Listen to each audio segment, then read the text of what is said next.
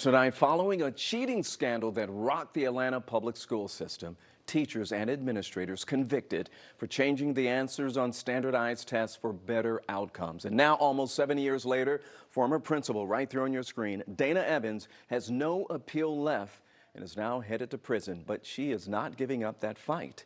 John Sherrick joins us live at Atlanta Public School headquarters. And John, she lost her appeal, so how does she think she's going to get out of this?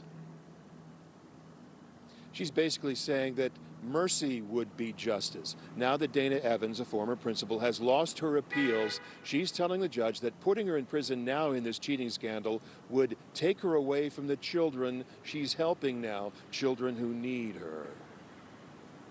It was a scandal like no other in Atlanta history. A decade ago, nearly 200 Atlanta public school teachers and administrators were accused of changing their failing students' standardized test answers, erasing the students' wrong answers, and filling in the correct bubbles to make themselves and their schools look good. Most of those indicted confessed. I erased, and we won. But Dana Evans, who was principal of Dobbs Elementary, is one of those who never confessed. Evans always said it was others at her school who cheated, not her. Yet she says they were let off and she was convicted and sentenced. I know some of the teachers at my school who actually did the cheating because I didn't test any children, so I didn't cheat.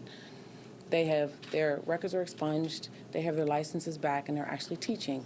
So it seems as though it's easier for them. Evans was sentenced to a year in prison and 4 years probation. The Georgia Supreme Court just rejected her final appeal. So Evans is now appealing to Judge Jerry Baxter, who sentenced her to let her serve all of her time on probation, not in prison. Evans' motion describes how she has become a licensed professional counselor and has helped hundreds of underprivileged children and their families on the precipice of disaster. Putting her in prison now, she says, would hurt the community most affected by the cheating scandal. The lead prosecutor in the trial, Fonnie Willis. Willis is now the Fulton County District Attorney. We're working to reach her office for a response to the Evans motion. 6 of the others who were convicted are still fighting on appeal.